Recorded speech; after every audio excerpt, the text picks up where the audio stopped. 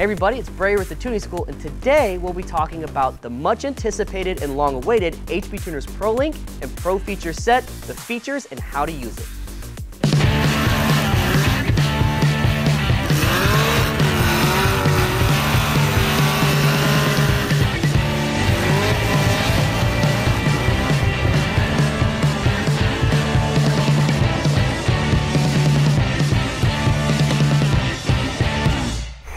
Since HP Tuner's release of these new MPVI2 units, they have lacked the ability to record an external analog input into the VCM scanner.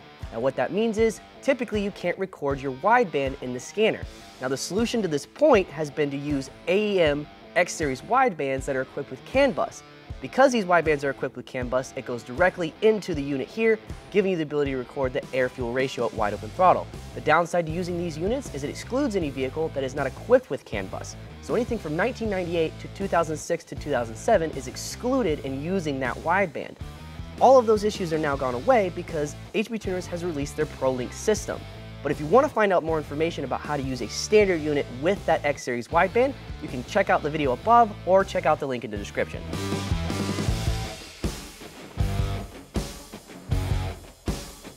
With the new release of the HP Tuners Pro Feature Set and the ProLink cable that you see here, you can now record up to 2 analog inputs and 1 CAN bus input. In today's video, I'm going to show you how to wire the analog input and set it up in the scanner, as well as transforming the signal. If you want more information on how to wire a CAN bus input, check out this video above or the link in the description. To begin recording analog inputs, you're going to need to wire your wideband's output to either the blue analog wire or the red analog wire to the ProLink cable.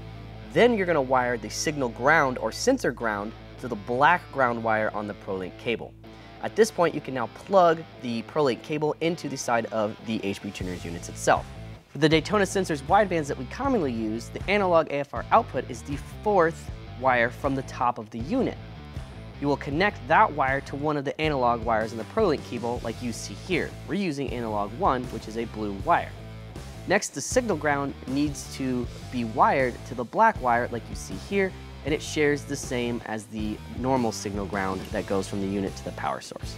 Keep in mind, while this process applies directly to the Daytona Sensors widebands, it is generic in the sense that you could use it with any other wideband as long as it has that 5-volt AFR output. It's going to work very similarly. You just have to figure out what wire colors and what points on the unit you're going to need to connect to. Now that your wideband is connected to the HP Tuners ProLink cable, you're going to want to go into the VCM Scanner, set up the wideband, and transform its signal. Now keep in mind, to this point, if you have yet to purchase the Pro Feature Set for your standard unit, this will not work. You'll need to do that first, and we're going to talk about that at the end of the video. But other than that, you will also have to make sure that your VCM scanner is the latest version of the VCM scanner. The way that you would do that is with your VCM scanner open, you're going to go to the top of the screen where it says Help, and then you're going to go to About.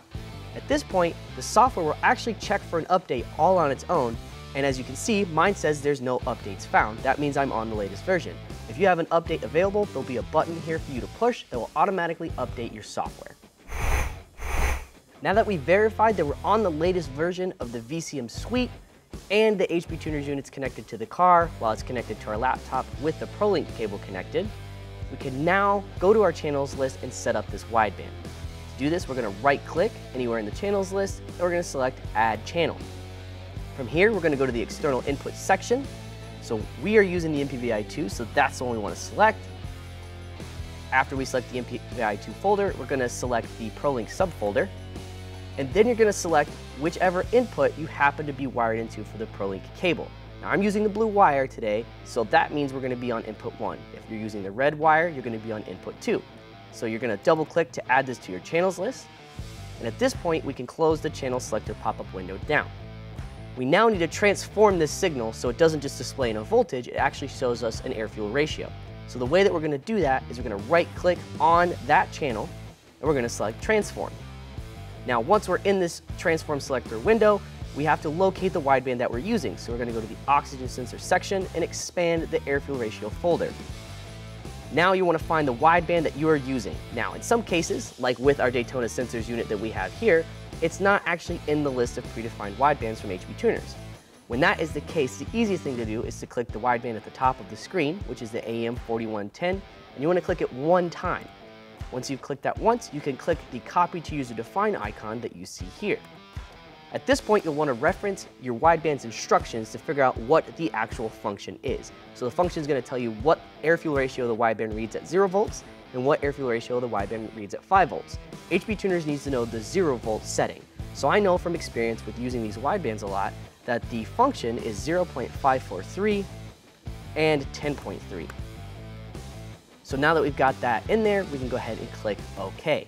At this point, you can start scanning, and what you will notice is that our wideband is reading. It says 19 right now because the vehicle's not running. The sensor's essentially in free air. If we were to fire the vehicle up, this wideband would work perfectly fine. Having air-fuel ratio record inside the channels list like I've showed you here has many benefits. The biggest one probably is the fact that you can utilize our course material to create an AFR error graph. This graph helps you to dial in the wide open throttle fueling very quickly and effectively. Now that we've shown you how to actually set it up inside the scanner, let's talk about how to purchase these products and what you'll need to purchase. If you're an existing MPVI2 owner, you want to upgrade to the Pro Feature Set for $249. Now this set is a digital upgrade. It's going to take this unit from a standard unit to a Pro unit. It requires no physical hardware modification whatsoever. It's just simply something that HP Tuner switches in the background.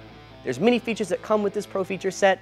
Things like standalone data logging, which will be available in the future, as well as an expander hub that allow you to do more than just the 2 analog inputs, and many more options. But the most important thing is when they do that Pro Feature Set upgrade, it allows this cable to work with this unit. Now, if you buy the Pro Feature Set for $249, it comes with the ProLink cable that you see here. If you would like multiple ProLink cables, they can be purchased at an additional $34 charge. So you have those options if you already have these units. Now, if you don't have an MPVI2 unit yet, what you want to do is purchase a Pro unit right out of the gate, and that's going to run you $549. Now, all these products that you see here, including the widebands, can be purchased on our website, thetuningschool.com, or you can reach out to our sales staff for more information by emailing them at info@thetuningschool.com. I hope everybody enjoyed this video and that it gets you excited about utilizing all the potential of these brand new MPVI2 units. For more high performance tuning knowledge, make sure you subscribe to this YouTube channel and don't forget to stay tuned.